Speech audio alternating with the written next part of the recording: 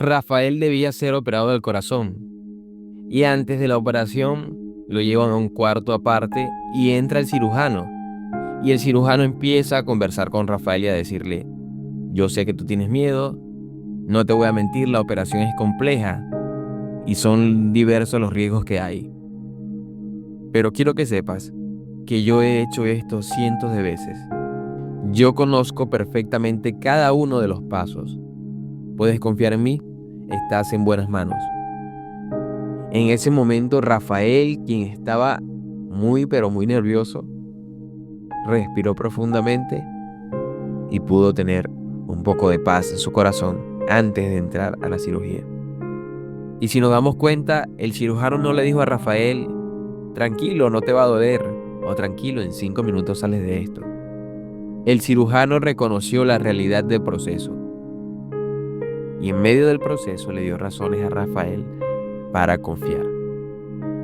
Yo estaba ayer leyendo la palabra en el libro de Lucas, capítulo 7, del versículo 19 al 23. En ese pasaje se narra el envío de Juan el Bautista, o el envío que hizo Juan el Bautista de 2 discípulos a preguntarle a Jesús: ¿eres tú el Mesías o debemos esperar a otro? Y cuando vamos a la historia de Juan el Bautista, este hombre no era cualquier creyente. Él fue quien anunció la llegada de Jesús. Él fue testigo de cómo el Espíritu Santo bajó como paloma sobre Jesús en medio del Jordán cuando se estaba bautizando. Él mismo envió a sus discípulos, a muchos de sus discípulos, a seguir a Jesús. Pero ahora Juan estaba en un proceso durísimo, porque a causa de denunciar la maldad del rey Herodes, lo metieron en la cárcel. Y desde esa celda, desde la oscuridad, desde la incertidumbre, le surge una duda que nos parece increíble. Él envía a sus discípulos a preguntarle a Jesús: ¿eres tú el Mesías o debemos esperar a otro? Y quizás tú hoy te identificas con Juan, tal vez no estás en la cárcel, o tal vez sí, no sé.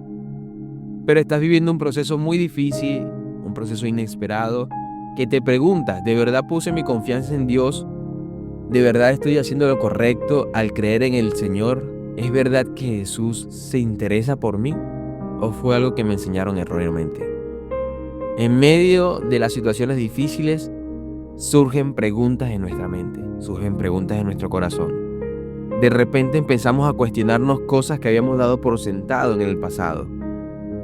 Pero para eso son los procesos. Los procesos vienen a eso, a obligarnos a hacernos esas preguntas. En los procesos es que descubrimos de qué está hecha realmente nuestra fe. Muchas personas dicen: yo creo en Dios, yo creo en el Señor, yo tengo fe. Pero cuando vienen los vientos del proceso, allí es que nos damos cuenta si la fe era real o solamente era una alternativa más entre muchas. Allí nos damos cuenta si la fe era una opción o si realmente era nuestro único cimiento. Cuando se acaban las alternativas, ¿se acaba también tu fe? Es necesario vivir procesos para que el cimiento de nuestra fe sea revelado. No sabemos si nuestra casa está en la roca o sobre la arena hasta que los ríos de la prueba chocan contra ella. Y es por eso que en medio del proceso nos hacemos preguntas que no nos habíamos hecho antes, nos cuestionamos y dudamos en muchos casos. Pero lo impresionante es lo que viene adelante. Jesús no se ofende por la duda de Juan. Jesús comprende la situación de Juan. Jesús comprende su angustia en la cárcel. Y en lugar de regañarlo, en lugar de decirle: ¿cómo tú vas a dudar de mí? ¿Qué te pasa a ti, vale? Le da razones para creer. Jesús le responde a los mensajeros: vayan y díganle a Juan lo que han visto y oído. Los ciegos ven, los cojos andan, los leprosos son sanados, los sordos oyen, los muertos resucitan y a los pobres se les anuncian las buenas noticias.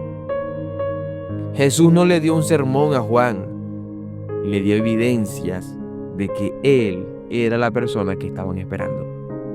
Jesús le recordó su poder y su obra. Y así hace contigo.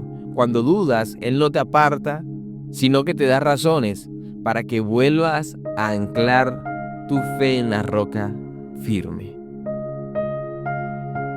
Y lo que viene es un poco complicado para nosotros a veces. Y es que Juan el Bautista no salió de la cárcel. Él recibió las razones para creer.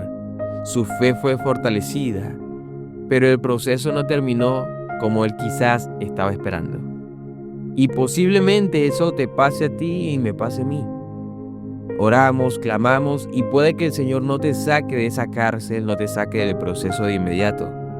Porque hay procesos que hay que vivirlos para crecer.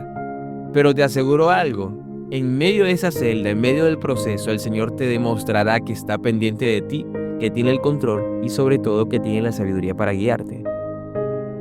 Y es un poco como la historia del cirujano que te conté en un principio. Juan el Bautista estaba en la cárcel y Jesús no le mandó a decir: ánimo, ya te saco de allí.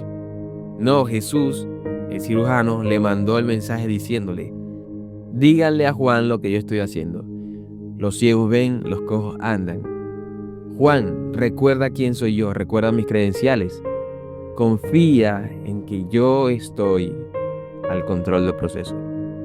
El escritor del siglo XX, C.S. Lewis, dice: la fe es el arte de aferrarse a las cosas que tu corazón ha aceptado una vez, a pesar de tus cambios de humor. En la cárcel de la prueba, tus emociones te dirán que Dios te ha abandonado, pero tu fe se aferra a la verdad de que ya conoces que el Señor es fiel. Ya conoces que el Señor es experto en este proceso que está llevando a cabo contigo. El Señor no se ha olvidado de ti, el Señor sigue en medio del proceso, obrando a tu favor. Y antes de despedirme quiero preguntarte, si fueses completamente honesto u honesta, ¿qué ha revelado este proceso que vives sobre el verdadero fundamento de tu fe? ¿Ya te diste cuenta si realmente estás cimentado en la roca o si sencillamente estás en la arena? ¿Qué evidencias del poder y la fidelidad de Dios en el pasado puedes recordar hoy para fortalecer tu fe en el presente? Ten presente que la fe más fuerte no es la que nunca tiene dudas, sino la que, a pesar de la duda, decide seguir creyendo en el Señor. Porque el Señor no nos pide que no tengamos miedo o que no tengamos incertidumbre. Te pide que confíes en Él aún en medio de esa incertidumbre y ese temor. Te animo para que pongas esto en práctica. No te enfoques en el tamaño de los muros de tu cárcel. No te enfoques en el tamaño de tu proceso. Enfócate en las razones que Dios te ha dado para confiar el día de hoy. Gracias por haberme acompañado el día de hoy en este episodio. Y si este mensaje te ha animado, compártelo ahora mismo con 3 o 4 personas que sabes que necesitan escucharlo.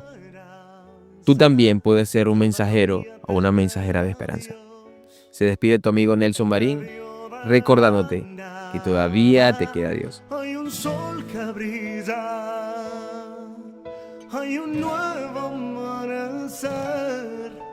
Todavía te queda Dios, si lo puedes creer.